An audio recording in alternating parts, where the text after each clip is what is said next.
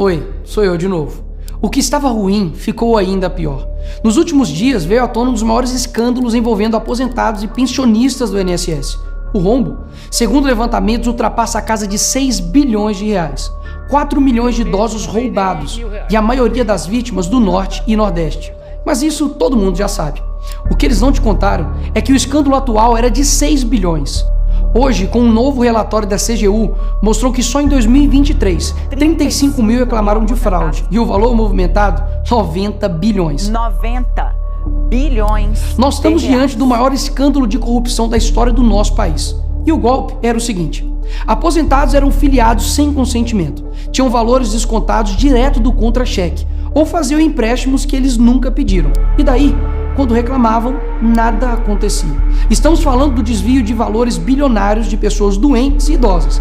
Dinheiro que deveria estar no bolso de quem trabalhou a vida inteira e hoje depende da aposentadoria para viver. E é claro, vão espalhar a narrativa de que tudo começou no governo anterior. E já percebeu que no governo passado tudo era culpa só do presidente. E nesse governo nada é culpa do presidente? Mas olha só que interessante. As investigações mostraram que os descontos irregulares já vinham sendo praticados há anos. O que levou o governo Bolsonaro, em 2019, a apresentar a medida provisória 871, justamente para combater esse tipo de fraude em descontos. Ele obrigava os sindicatos e associações a comprovarem, a cada 2 anos, que o aposentado realmente estava autorizando aquele desconto. Adivinha quem ficou contra? Acertou, a esquerda.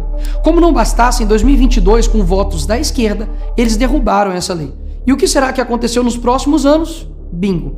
Foi exatamente depois de derrubar esse mecanismo de proteção contra as fraudes que houve esse aumento absurdo de descontos indevidos. Ou no português claro, aumento absurdo de roubo contra idosos. Desenhando porque eu sei que tem gente que só entende assim. 2019, Bolsonaro faz lei para proteger esses idosos de fraudes. 2022, esquerda derruba essa lei no Congresso. 2023 e 2024, explosão de fraudes. E ainda tem gente surpresa com isso. Não foi o Alckmin que disse: o ladrão quer voltar à cena do crime. E de fato voltou. Desde o início do governo Lula, representantes dos ministérios da Previdência participaram de pelo menos 15 reuniões com entidades que hoje estão sendo investigadas. Inclusive, o próprio ministro Carlos Lupe e o ex-presidente do INSS, Alessandro Stefanuto, estiveram em 8 dessas reuniões. A entidade que mais participou dos encontros com os ministros foi a CONTAG, justamente a organização que mais roubou o dinheiro dos aposentados. E o escândalo é ainda mais grave. O relatório de auditoria da CGU revelou que, em muitos casos, as autorizações para descontos foram feitas em nome de pessoas que sequer tinham condições de manifestar a sua vontade. Foram encontradas situações absurdas. Pessoas com deficiência grave, impossibilitadas de assinar qualquer documento, indígenas que vivem em aldeias remotas e não sabem ler ou escrever, e até aposentados que nem moram no Brasil. Roubar alguém já é terrível, mas roubar pessoas nessa situação é ter a certeza de que nada vai acontecer com você. Não é à toa que o relatório do próprio INSS mostra que o governo tinha ciência e sabia como barrar os descontos desde 2023. O Tribunal de Contas da União também sabia da denúncia desde 2023.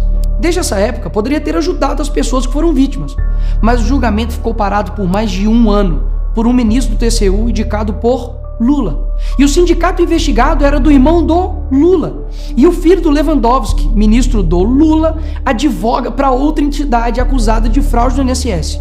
É o país das coincidências. Ou seja, reuniram com entidades investigadas, foram avisados, confessaram que sabia e ignoraram. Fingiram que não viram. Agora, com a pressão do escândalo, o governo Lula trocou o ministro e só. Nenhuma consequência para ele. Engraçado, né? Se o pobre erra o CEP no cadastro, é fraude. Mas se o sistema desvia bilhões, é só trocar o responsável. O mesmo responsável que em 2011 também foi trocado pela Dilma por corrupção no seu ministério. Isso mesmo. Lula escolheu Carlos Lupe, um cara com histórico de corrupção para cuidar do dinheiro de idosos e doentes.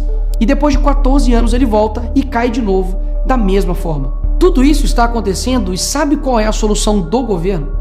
O INSS usará o dinheiro do povo e devolverá o dinheiro aos aposentados e pensionistas. Traduzindo, as vítimas vão ressarcir o prejuízo das vítimas. E os criminosos, Nicolas, seguirão livres, sem punições. Que bela democracia. Eles roubam e quando a gente descobre, eles mandam a conta pro povo brasileiro pagar. Assim fica fácil roubar. É o crime perfeito.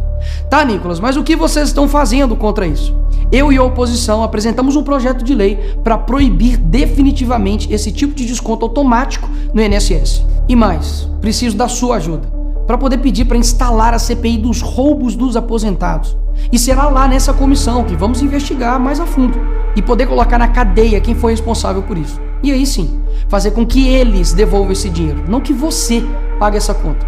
Vá até a rede social do Hugo Mota e Davi Alcolumbre e peça para que essa comissão seja instalada. E por fim, vá urgente ao seu banco ou veja o extrato na sua conta pelo celular e veja se há algum desconto indevido. Só assim, você saberá que está sendo roubado ou não e peça o cancelamento imediato desse roubo. E sim, o tempo passa rápido. Eu sei que muitos não pensam no futuro, mas um dia ele chegará. E que nesse dia tenhamos feito algo para chegar aqui diferente do que estamos vivendo agora. Ninguém aguenta mais um país que só desanima a gente a cada notícia. Mas para chegar aqui diferente, a gente precisa fazer algo diferente agora. Porque o partido que prometeu cuidar do povo, um presidente que se colocou como o pai dos pobres, acabou explorando quem eles mais juraram defender. Mas eles só chegaram lá porque muitos acreditaram neles. E até quando? Porque quando chegar aqui, talvez seja tarde demais para mudar o Brasil.